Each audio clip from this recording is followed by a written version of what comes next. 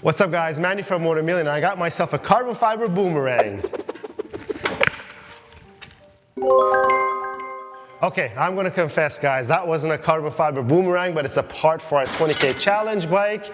And you guys have hounded us in the comments section, where is the 20K challenge bike? Where is the Gixxer content? Well, here it is. We had to wait a little bit because we were moving our studio and then we waited for our new bike lift to arrive and everything is here. We're in 2025. And the 20K challenge continues.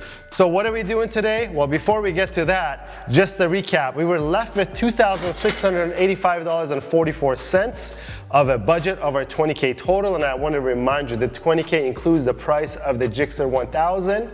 And today, we're going to continue on with our carbon fiber side panels. These are coming in at a cost of $499.95. Our carbon fiber brake lines, that is coming in at a cost of $249. Our Rizoma reservoirs and the bracket coming in the cost of $159. The Tygon tubing that we need for the Rizoma reservoir at a cost of $1069. And lastly, our Brembo master cylinder coming at a cost of $290 to complete the brake overhaul that we're going to do because it's much needed for this motorcycle. So after all this, we're left with $1,476.80. That seems like the money is going away, but we got a lot more parts coming. But before that, less talking, more working. I got to strip this bike down, start the brake line process, and I'll show you how cool our brake lines are, that we're not skimping on anything, even though if we're on a budget.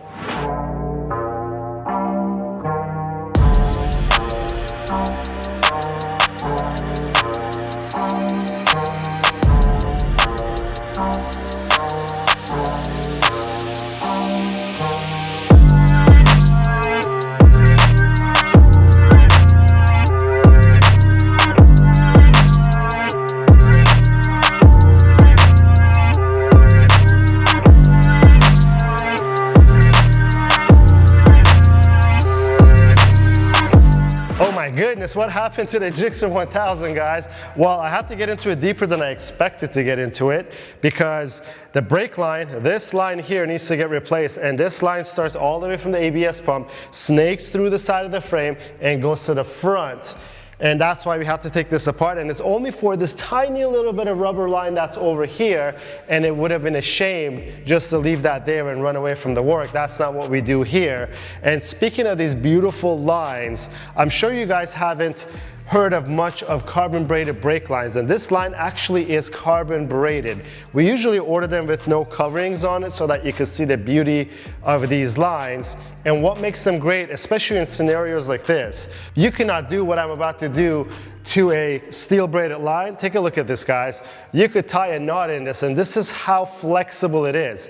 So when I say flexible, don't mix it up with expansion. This line does not even expand as much as a steel line expands, and let's not kid ourselves. Steel lines expand, rubber lines expand, and so would a carbon braided brake line would expand. It's just the rate of expansion is different. The rubber line expands more, the steel will expand less applied with the same pressure, and the carbon braided line, believe it or not, will expand much less than the steel line. That's why these lines are used in various motorsports applications. I mean, in Formula One, I'm sure they use it, but they do not come and tell you that stuff because they're not paid for it.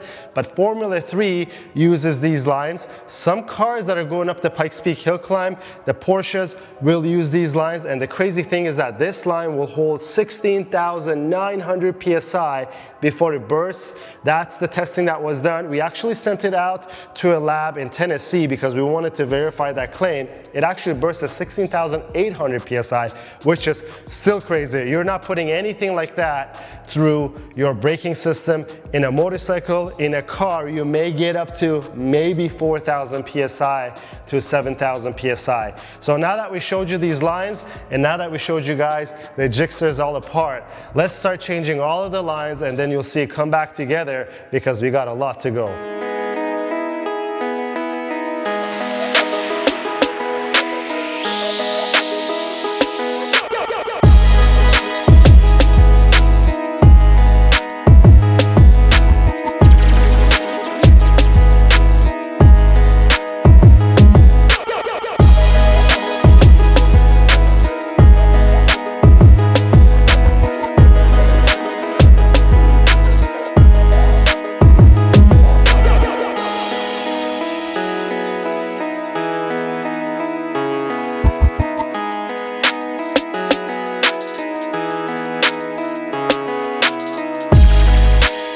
Are you guys still following along? So far, I got all the rear lines taken care of, and the lines that come to the front all the way up to here is taken care of. Now, let's tackle the front calipers.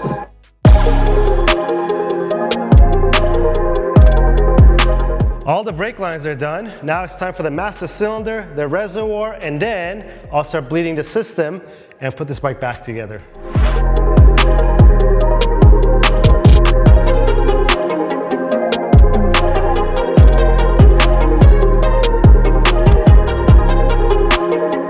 The master cylinder is on, the reservoir is on, everything is plumbed.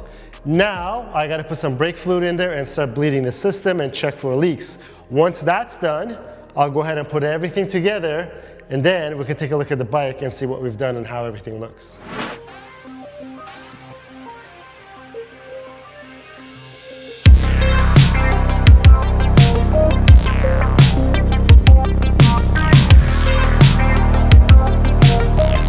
Whew, guys, if this mess here and the mess down there doesn't signify the amount of work that got into this bike right now, I don't know what else will, because the YouTube magic made it look probably fairly easy to you guys. All the brake lines are changed. We put some stall-bus bleeder valves, our Brembo master cylinder, our Rizoma reservoirs.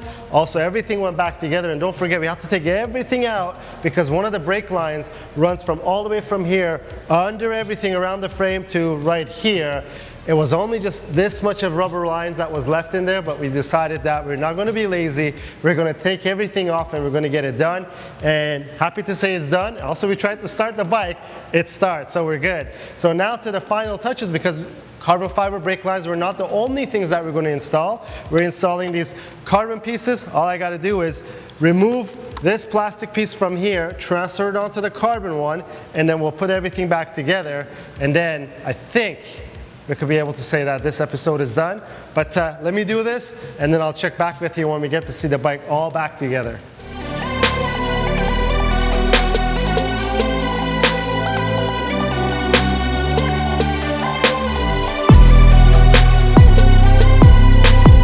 Well, here it is, all put back together, guys, and it is looking amazing. And I always reserve judgment for any pieces that we do before I see it on the bike because they look totally different, just like this side panel piece, the carbon piece that we have on it. And I want to remind you, all the products that we use on this video today is in the link in the description below. We did 2 pieces of carbon fiber. First one being for performance and functionality. It was our front tubal carbon fiber brake lines. And the second pieces are these beautiful gloss carbon pieces that look amazing on the satin gray finish of the Suzuki GSX-R 1000 that we have.